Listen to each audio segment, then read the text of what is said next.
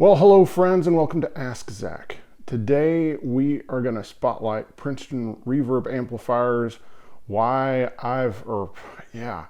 I've ended up, owning probably 10 or 12 of them through the years and always sold them, and how this Headstrong Lil King with a 12-inch speaker has really finally scratched the itch for a blackface Princeton Reverb type amp that I could actually gig with a Telecaster, and I have gigged with this amp.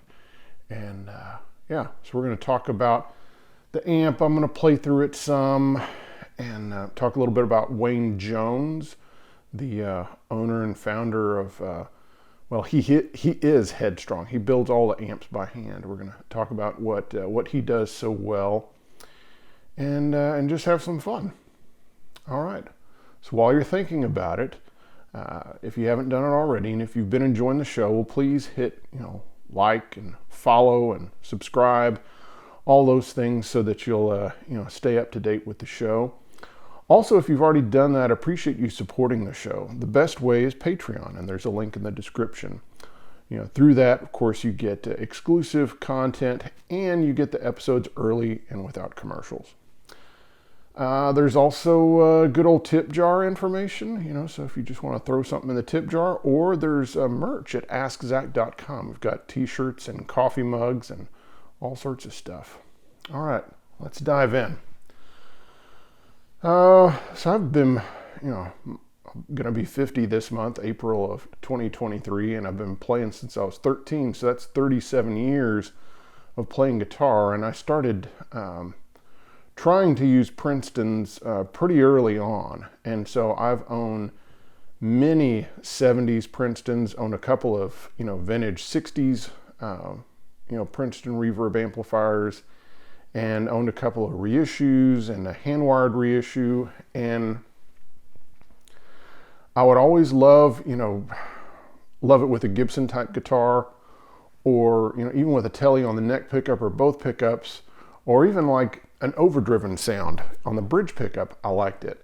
But with a Telecaster clean and on the bridge pickup, with most Princetons, most of the ones I've ever run into, I was not happy with the sound at all. It just didn't have enough girth. It didn't have enough oomph to it. It sounded too thin, and it just didn't have enough body to it. And I had some Princetons that were modified. I tried one with a 12, and may have been just the 12 that I tried that didn't work with it. It ended up kind of overpowering the cabinet, and it just didn't sound right. I tried some where they modified the phase inverter. That's a very popular thing to do, and it just made it louder. It didn't solve the tone issue, because for me, a Princeton with a Telecaster on the bridge pickup, it was always about the tone not being right, not there not being enough volume. So I just kind of gave up, and I just said, well, I'm a Deluxe Reverb guy, and I am a Deluxe Reverb guy. However, there's just been times where the Deluxe is just, more amp than I needed. And especially now with a lot of the, most of the gigs I play now use in-ear monitors. And most of the time they're trying to keep stage volume low. So, and it's like it's something, smaller to carry around. And so I started kind of thinking about them again, but just kind of said, well, I'm just kind of a Deluxe guy, I guess. Well, lo and behold, I went to a friend's studio, and he had one of these. In fact, it was identical to this. And I played through it with my Esquire here, and immediately I played on the neck pickup, and it sounded fantastic. And then I went to the bridge pickup, and there it was. It had the fullness that I was looking for. It didn't sound anemic. It didn't sound, it sounded good, clean, because you can always kind of dirty it up and kind of help it out some in the body area. But I wanted one that could do that. And so I immediately called up Wayne Jones with Headstrong amps, and I ordered one. And just to be clear, I paid for this amp. There was no deal on it or anything. I paid for the amp, and after a couple of weeks, it showed up. And first thing, this might sound silly to some, but for someone that's been buying amps and having them shipped to him, over the last 30 plus years, I have never seen an amp that was better packed than this Headstrong. It was in the right size box. It had the formed pieces of foam that were coated so you didn't get a styrofoam, burn on the Tolex. And then there was heavy duty, paper that was shoved in there in the sides to make sure it was tight everywhere. There was no air at all in the box. I mean, it was all padded, and the amp, came out. It came from North Carolina to Nashville, and there was not a spot on the box, and the amp was in absolute perfect condition. And then I, of course, pulled the amp out. It was spotless, and I plugged it in, and it sounded just like my buddies. And I was so happy with it that a day and a half later, I had a gig in Tulsa, Oklahoma at the Hard Rock Casino. They have a really nice, big, really large capacity bar called Track 5. And I was playing with my friend Paul Bogart.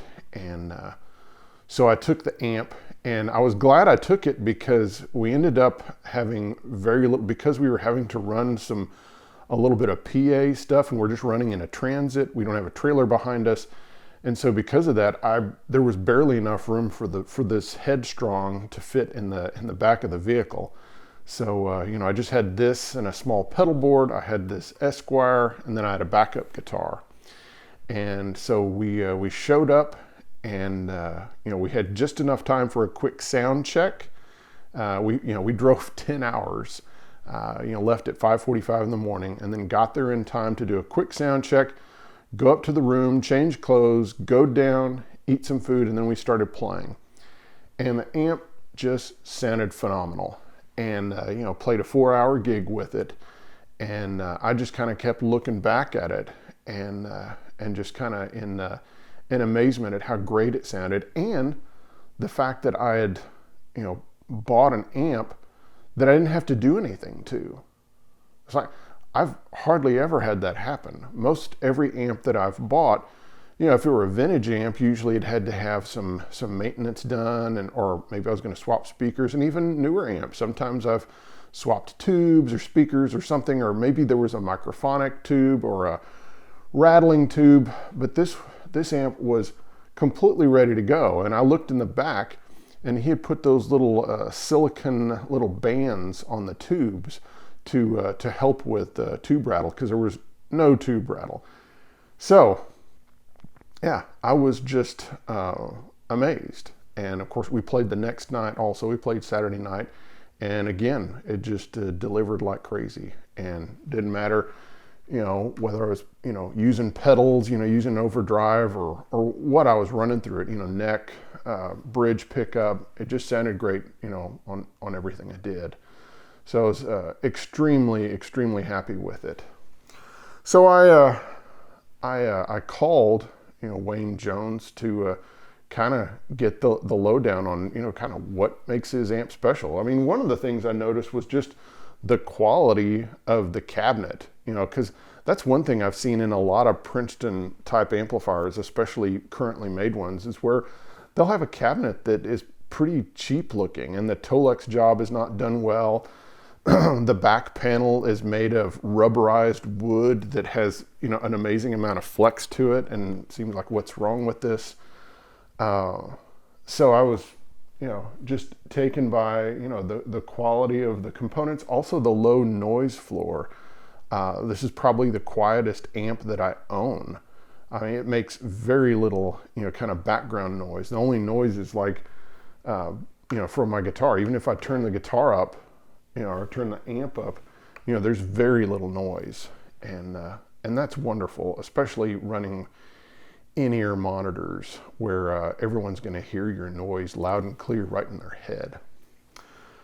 So, yeah, let's hear it a little bit. Again, this is on the back pickup, and And to me, again, that's kind of the real test for me on a Princeton, is just the ability, you know, for it to sound full and not overly like Buck Owens sounding. And I like Buck Owens, but that's not always the tone that I'm going for. I want a little bit fuller sound. So.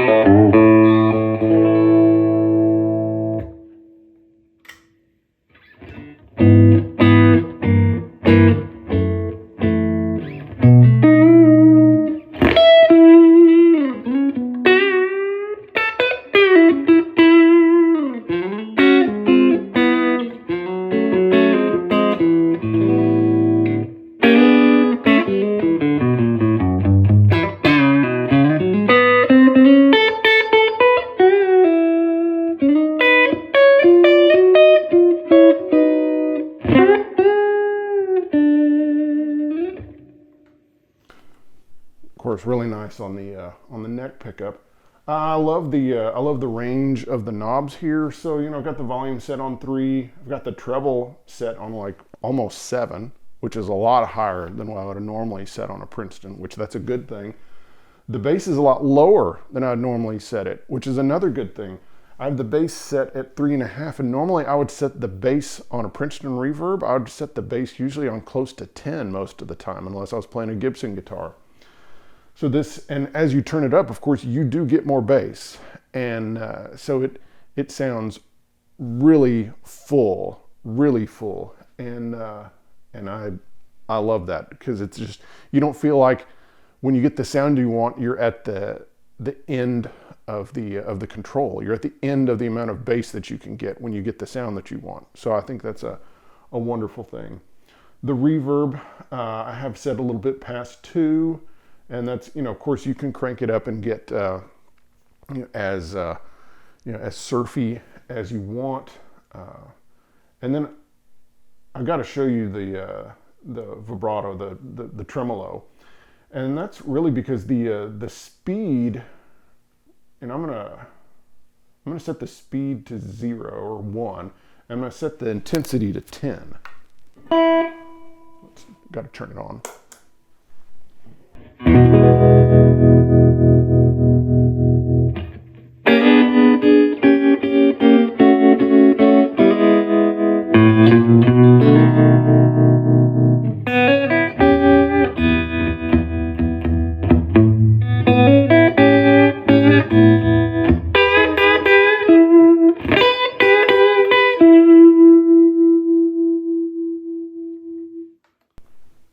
That's awesome. So yeah, again, that's intensity on 10, speed on 1. That is the ultimate, like, gut bucket, you know, kind of Rye Cooter-ish tremolo, which most of these, you know, Princeton type amps, or even old Blackface amps, the tremolo is not dialed in like that. It's not, I mean, Wayne is just so intentional about everything he does. He really cares about quality, and so he has this set this way on purpose. If you set the speed up all the way, so you have speed and intensity all the way, you know, and then you get.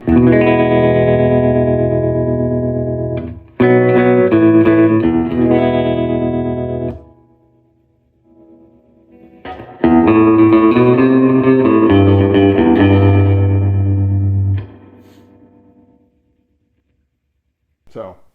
Really nice. And then of course you can, you know, kind of have the speed and intensity in that, you know, kind of 6 range where you get the normal tremolo sound that I would probably use.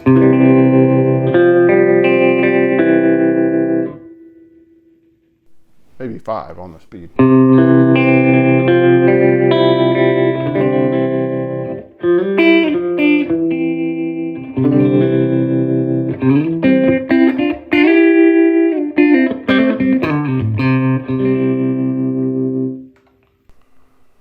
Really, really sweet sound. So one of the really funny things about talking to Wayne was he shared with me a funny factoid, and that's that Wayne started making these amps 20 years ago, and he actually started making these before Fender reissued the Princeton Reverb. So I thought that was really fun. Again, really high quality components. He uses, it's got new tubes in it, but he chooses them well. He's got tube amp Doctor and JJ's, Haybor or Highbor transformers, which transformers are kind of the lifeblood of the amp, and those are really, really important. And he's chosen well on those. This is the thing I really need to talk about, and that's, of course, this amp has a 12-inch speaker, and the 12 in it is the Eminence Alessandro GA64 ceramic magnet speaker. This is a fantastic speaker and a perfect mate for this amp. And it allows the amp to sound like an old Princeton, but of course it's a 12, and so it's fatter. And this, Alessandro speaker has more mid-range than a regular Jensen. So it's not a dead nuts copy of an old Jensen speaker. I mean, I've even read interviews where Alessandro has said he purposefully put a touch of Celestian greenback into this speaker. And so, but it's just enough mids that you like it, but not enough so that you start thinking that the speaker sounds like some kind of weird hybrid speaker. You just think of it as a fat sounding Princeton. It doesn't start sounding like a Boogie or something like that. So yeah, well chosen components all the way around. Wayne really cares about what he does. You can tell when you talk to him on the phone. You can tell in his choice of components. All the caps and resistors that are in there. That has they have a lifetime warranty on the amps. The amps, this amp is cheaper than a lot of the competition, even under major names that start with the letter F. I think they're around $2,500. Tons of pros are using this amp, like Bill Frisell and JD Simo. And there's this whole, group of kind of blues players in East Nashville, Jack Roosh, and a bunch of other cats that are using Headstrong amps also. And so I love that when a lot of the guys using an amp are real players, and they're paying for the amps. It's, again, Wayne's one guy building amps at his home, and he's not like a big company that can just give away amps. And so when you see his amps, that those people have paid for them and they're invested in it. It's not just, oh, I got something free. So really, really great amplifier. So, all right, guys. Well, I appreciate you guys watching today, and we'll see you next time. And make sure and check out a Headstrong Lil King. And I guess one more note before we say goodbye is that this is just the regular Lil King. It's just the 12 watt dead nuts, 64 Princeton, version. He does make different versions like the S that has bigger transformers and 6L6s if you want something that has more like 20 to 30 watts. I did not want that. I just wanted something that sounded similar to my Deluxe Reverb, but had, lower headroom, was easier to carry around. And so that's what I suggest, unless you're really needing a lot of headroom and more volume. I think the regular Lil King with the 6V6s and being 12 watts, but yet I think the 12-inch speaker is really important. All right, guys, we'll see you next time. Bye-bye.